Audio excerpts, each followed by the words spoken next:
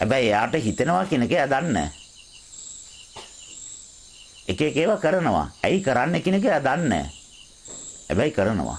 ඒ tempat වල ස්වභාවයක් ඒක. ඒ tempat තමයි ක්‍රියාත්මක කරවන්නේ. එතකොට ශබ්දයක්, රූපයක්, ගන්ධයක්, රසයක්, ස්පර්ශයක්, සිතවිල්ලක් අපිට ඇති වුණොත් ඒක හත් පොලක tempat වෙනවා. ඒ හත් පොලේම මට වෙන්න ඕනේ මොනවද කියන එක තීරණය වෙලා තියෙනවා. ඒ නිසා බේරිලා යන්න බෑ. බේරිලා යන්න බෑ. මහා මේඝ පර්වතයේ හිටියත් සමුද්‍ර මැජේ හිටියත් මහණෙනි කර්මයෙන් බේරෙන්න බෑ කියලා බුද්ධ අවවාදයක් තියෙනවා. කර්මයෙන් බේරෙන්න බෑ. නියත වශයෙන්ම ඒකාන්ත වශයෙන්ම සත්‍ය වශයෙන්ම ඒක ඒ විදිහටම පරිසම් දෙනවා. බේරෙන්න තියෙන එකම එක ක්‍රමය තමයි ඒක ආනන්තරීය පාප කර්මයක් නෙමෙයි නම් ආනන්තරීය අකුසලයක් නෙමෙයි නම් පුළුවන් තරයකට ප්‍රතිවිරුද්ධ එක කරන්න ඕනේ. නැවත නැවත කරලා පසුතැවෙන්න ඕනේ. repent. බොහොම ලස්සන වචනයක්. repent. නැවත නැවත පසුතැවෙනවා. ඒක ඇයි මම කළේ? ඇයි මම මේ විදිහට ඇසුරුනේ? ඇයි මම මේ වැඩිහිටියට අපහාස කළේ?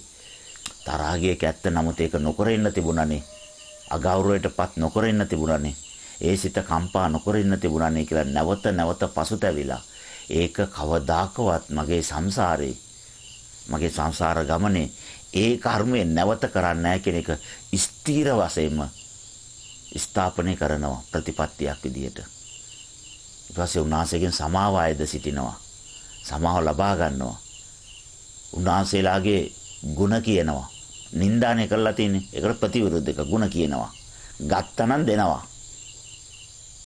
කිව්වනම් අහනවා. ඒකේ ප්‍රතිවිරුද්ධ එක.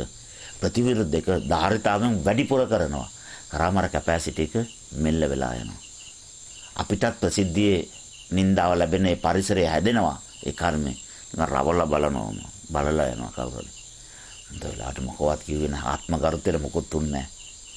අර රවල බලන්න තරම් ඒක අඩු වෙලා වචනයක්වත් කියන්නේ නැහැ.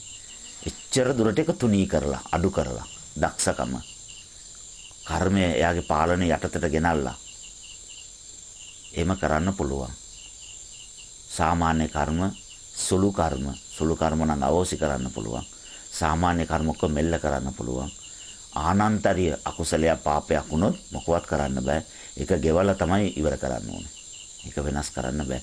ඒත් අපි ඒකට ප්‍රතිවිරුද්ධ යහපත් කර්ම වැඩිපුර කරාම ඒ අකුසලයේ පරිසම් දෙනකොට ඒක දරාගෙන ඉන්න පුළුවන්ලු.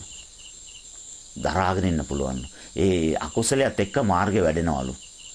ඒකට අදාළ ගොඩාක් විශේෂ කර්ම යාළඟ තියෙනවා. ගුටි කනකොට ඒ ගුටි කන දේ තුල යාට වේදනාව අවබෝධ වෙනවලු. උල බයිනකොට වේදනානුපස්සනාව වැඩිලා උලේ රාත් වෙනවලු. ඒ අනන්තරීය කර්ම වෙනස් කරන්න බෑ. හැබැයි කර්ම තුල එයාගේ මාර්ගයේ වැඩෙන පරිසරය හැදෙනවා. ඒක තුලින් එයාට අවබෝධය පාළ වෙනවා. කර්මය වෙනස් වෙන්නේ නැහැ. ඒ කර්ම යාත් එක්ක ක්‍රියාත්මක වෙන ක්‍රියාදාමය වෙනස් වෙනවා.